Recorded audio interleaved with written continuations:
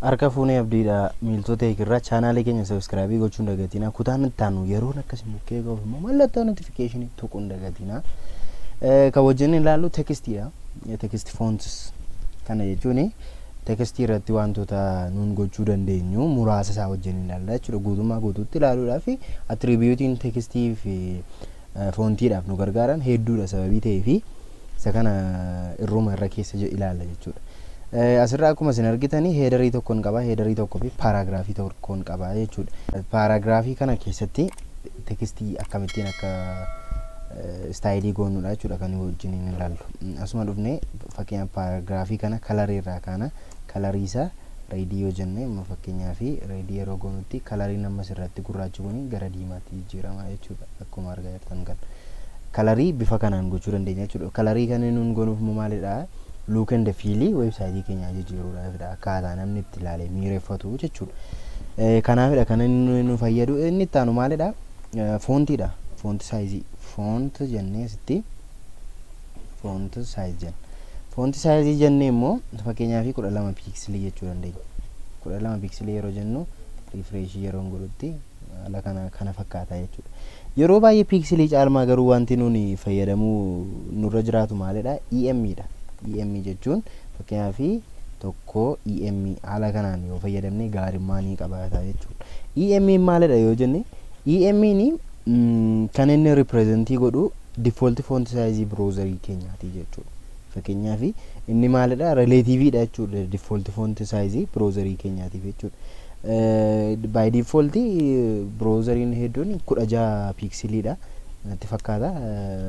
I don't know garuu waan EM ni kan inni wal qixxaatu pixelii 16 duukaadha jechuudha gabaabamatti. Kanaafiyyuu EM fayyadamuun baay'ee gaariidha jechuudha. EM yeroo fayyadamnutti fakkeenyaaf waan EM jedheen refresh godha.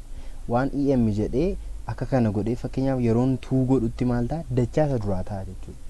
Amma baay'ee guddata laa akkuma isin argaa jirtan as gubbaadha jechuudha. Kana fakkaata jechuudha. EM fayyadamuun baay'ee gaariidha jechuudha. Inni sadaffaan immoo maalidha? Font family dha jechuudha. Font family.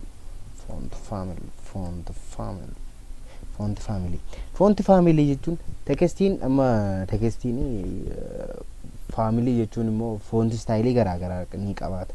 Isaan kana akkaataatti specify goonudha jechuudha. As keessatti single quotation goone fakkeenyaaf times new roman yeroo jennutti times new roman goone jechuudha. Kana booda si refresh yeroo goonutti times new roman ta'a jechuudha. Kana malee fakkeenyaaf curious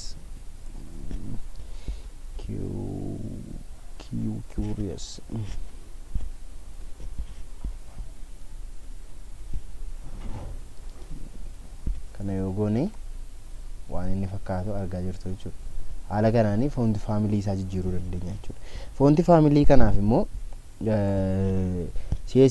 W Series School website link isaa description gubbaa isin nanka web safe font combination isaa ilaaluu dandeessu jechuudha. Web safe font combination kun maalidha? Fakkeenyaaf wanti nuun asirratti specify goone jiru yoo ta'e font family biraa kan nu fayyadamuuf jechuudha. Fakkeenyaaf Arial Black jennee asitti immoo maal jenna? Gajeetii goone sans serif goone. Haala kanaan akka nuuni specify goonuu fi achi gubbaarra jira CSS web safe font combination jedhee jira. Isa kana fakkeenyaaf browseriin keenya kana supporting godhu yookaan immoo hin qabu yoo ta'e font family akka kana hin qabu yoo ta'e isa kana fayyadama jechuudha. Isa kana hin qabu jechuun immoo kana fayyadama jechuudha. Sans serif fi serifiin kun serifiin immoo always by default jiru jechuudha. Kanaafiyyuu yoo kun dhibee kun lamaan yoo dhibesi kun jira jechuudha. Akka backup'ttidha jechuudha kan inni fayyadu kanadha jechuudha. Kanaafiyyuu website sana gubbaadha hedduutu jira. Isa ilaaluu dandeessu. By default immoo sans serif fi serifiin jiru jechuudha. Inni itti aanu maalidha? Fonti kan itti aanu font style ilaalla jechuudha. Font style yeroo ilaallutti immoo font style fakkeenyaaf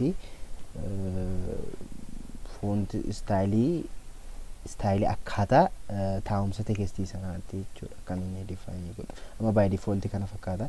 Kana booda itti dhufee maal hin jedha font style hin jedha. Font style fakkeenyaaf italic godhee yoo hin jedhee maal ta'a barreeffamni kun hundumti isaa maal ta'a dalga ciciisaa jechuudha. Amma yeroo refresh godhutti akkuma argaa jirtan kana jechuudha. Haala kanaanis gargaaramuu dandeenya jechuudha. Inni itti aanu font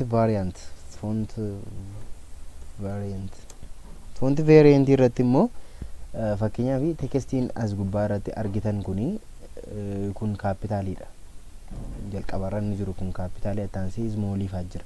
Isaan kana warra smallii ta'e small fakkeenyaaf smallii sana kaapitaalii gochuu dandeenya jechuudha. Kana yeroon jedhutti smallii mataanii kaapitaalii jechuudha. Kana gochuun maal hin jedha font variant jedheen small caps hin jedha jechuudha.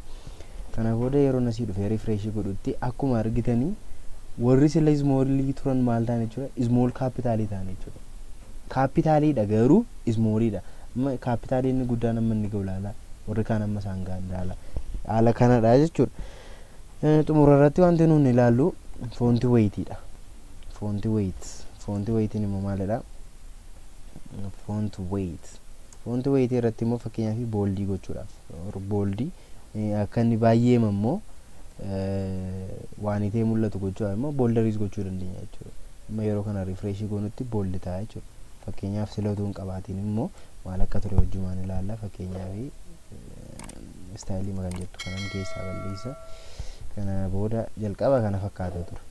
Amma gaa isa kana yeroo boldi gochuu barbaannutti maal jenna sitti font weight jenna jechuudha. Font weight immoo maal jenna fakkeenyaaf boldi goona.